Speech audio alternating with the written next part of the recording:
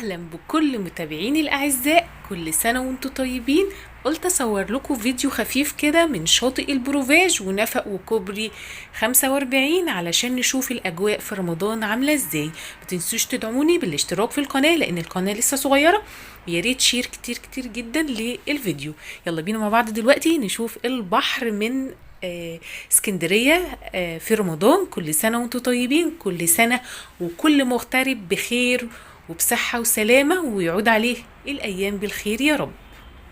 وكل سنة وكل إخواتنا العرب بخير وبصحة وبسلامة، وكل المسلمين يا رب العالمين.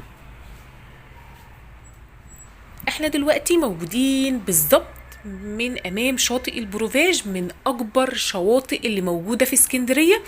شاطئ البروفاج خلاص على اتم الاستعداد، باذن الله قريب جدا جدا هيفتتح الممشى السياحي اللي موجود قدام حضراتكم دلوقتي. ده الممشى السياحي اللي في قلب البحر، والشاطئ ممتد كمان تحت الكوبري والنفق والممشى السياحي. كل ده منطقة شاطئ. طبعا الاتوبيس السياحي اللي موجود قدام حضراتكم اللي بدورين ده بيطلع من المنتزه لغاية بحري، وسعر التذكرة فيه بتكون 15 جنيه ونص ذهاب، وبرده 15 جنيه ونص اياب. المنظر بيكون جميل جدا جدا من فوق على البحر.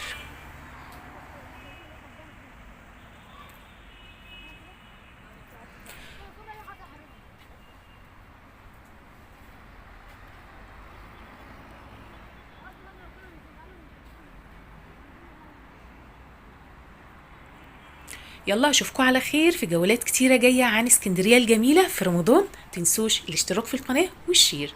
كل سنة وانتم طيبين ورمضان كريم.